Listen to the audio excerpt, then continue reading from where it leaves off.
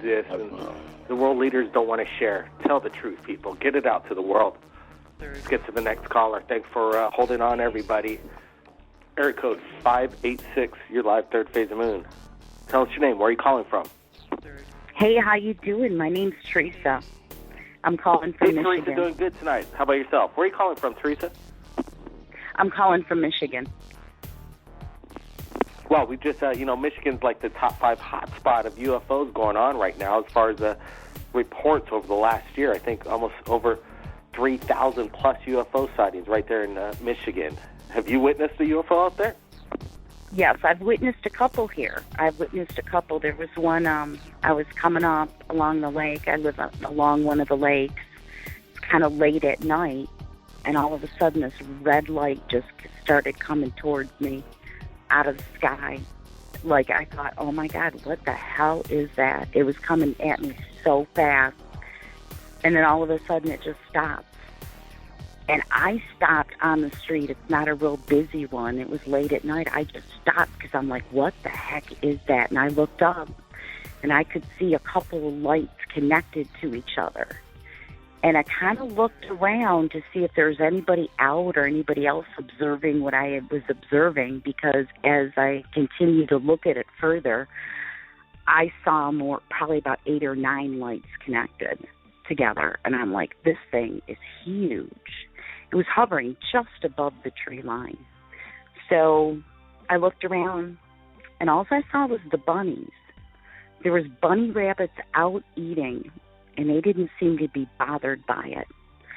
So I decided I was going to get out of my car and kind of take a better look at it to get away from the trees to see if I could see it. And all of a sudden, it just took off. It went across the sky like faster than I've ever seen. So I got home, and I got online, and I started looking right away on YouTube to see if anybody else in Michigan had reported it. And it actually was reported all over. There were like live sightings. People were taking videos of it. And it was going everywhere from Chicago, and they were reporting it over in London, the same structure. Wow. So it had a structure. What exactly would you compare it to? I don't know what to compare it to, because like I said, it was like I could see the structure connected with the lights, and at first I thought it was like 8 lights connected, but as it took off, I realized it was a huge ship. It was probably maybe 15 or 16 lights connected. It was big. How big would you say? God,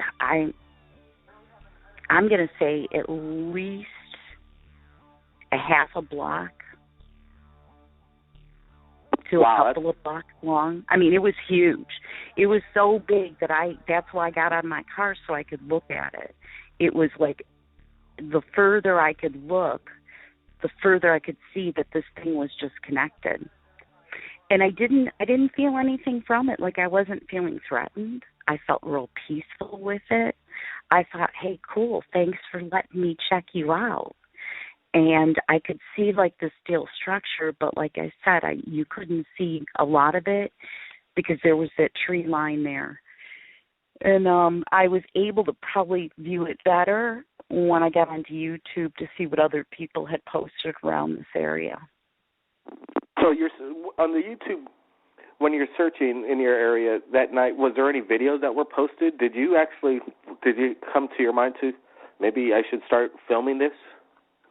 No, I didn't even think about it. I was just so amazed by it. Maybe the next time I will.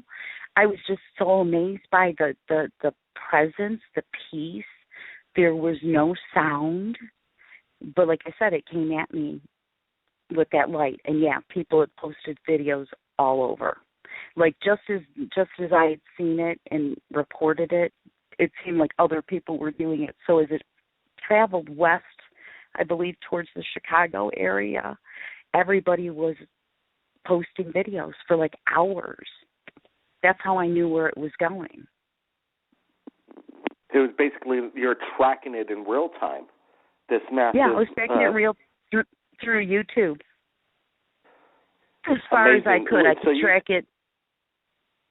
You say this craft was approximately maybe 2 to 3 football fields in length? No, I wouldn't say that much because that's like 1,000 yards. Or 100 yards. I'd say probably it's about 50 yards that I could see one way going north and south. I couldn't necessarily see the east and west length of it. That's where it seemed to be very long. Very long. Yeah, could you tell us exactly what time of day it was? Was it dark outside?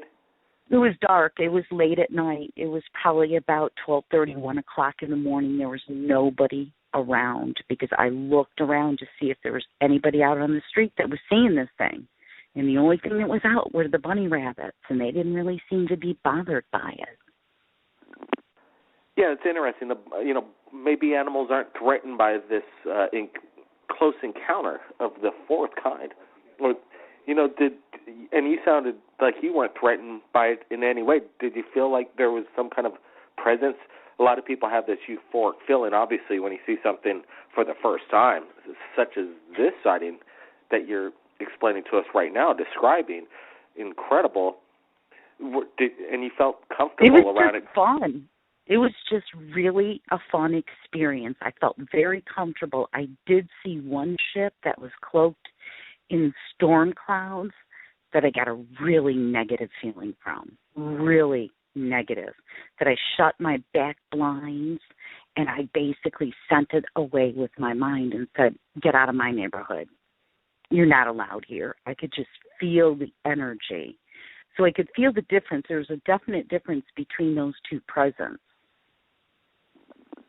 Well, there's some people that are, commenting right here on the Flash Chat Live. They're saying there's a lot of flying naval recon test flights on the lakes out there, and it could have been military. What would you have to say to that statement? What do you think? Military, extraterrestrial? It could have been military. There is no doubt because I know that the military possesses such technology, probably even far beyond the human capacity can even understand at this point in time. Could have been military. I didn't feel, the one that was peaceful, to me, I felt like that one could just come, it just came in and out through the dimensions. There's no ifs, ands, or buts about that one. It was a dimensional thing. I don't think it was because as fast as it would come in, it'd come out and just show up at different places. I thought that was an interdimensional spaceship. The other spaceship that I saw that was cloaked in the clouds, like I said, I did not like that presence.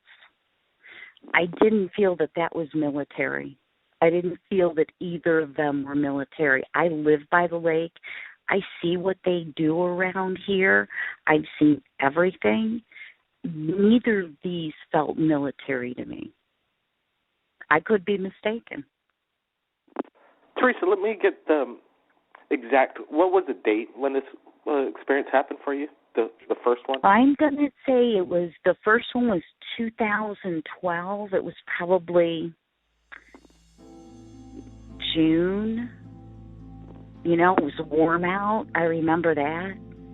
I think UFO sightings in that region just started to pick up since 2012. And like I was saying earlier, Michigan is this new hot spot for UFO activity. Can I get a description of, you're saying craft, and it's hard to explain, was it disc shape or triangular in shape? No. I would say it was more triangular because, like I said, and it was triangle upon triangle upon triangle built. That's how I could watch the lights.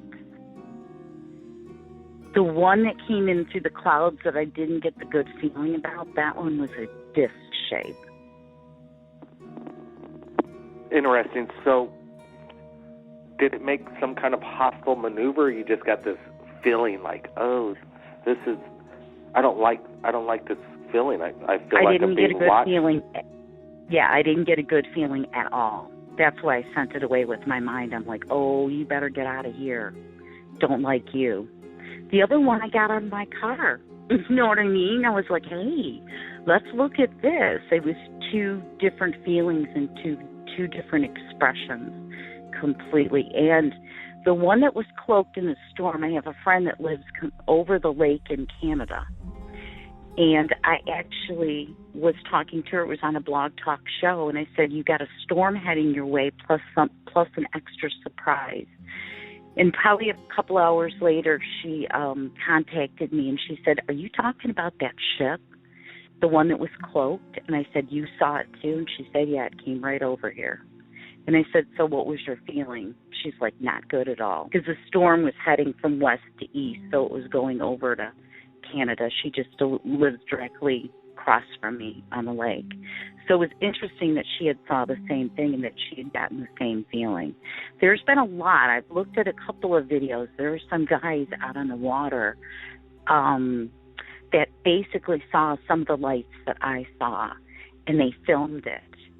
It was Lake St. Clair, and I think that was like 2012. I'm like, yeah, I've seen those lights. Now, for me, what I viewed with them, I thought what they were viewing was more military.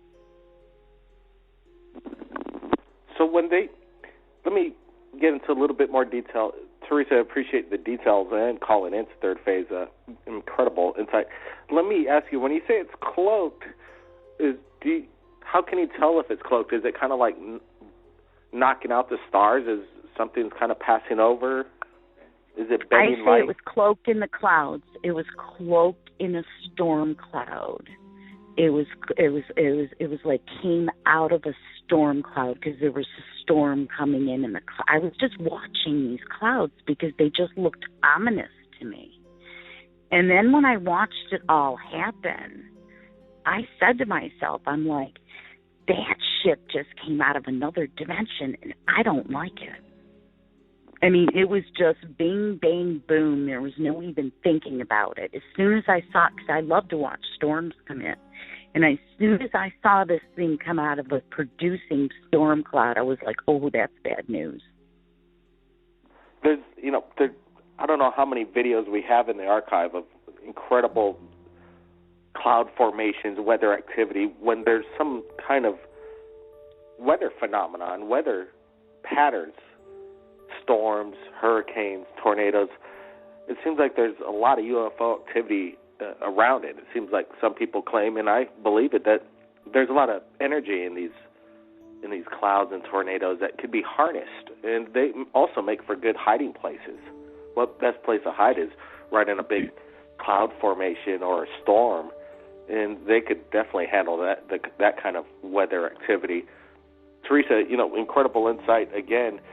Is there anything you want to tell our Third Phase of Moon viewers? We've got a few minutes left. I appreciate you sharing your stories and sightings. Yeah, well, I thought I'd call in and I thought, well, I wonder if these are even fun stories, but both my experiences. No, I appreciate the time and everybody listening. Well, Teresa, that's what it's all about. It's like, that's what we want right here at Third Phase of Moon. We want to hear people's stories.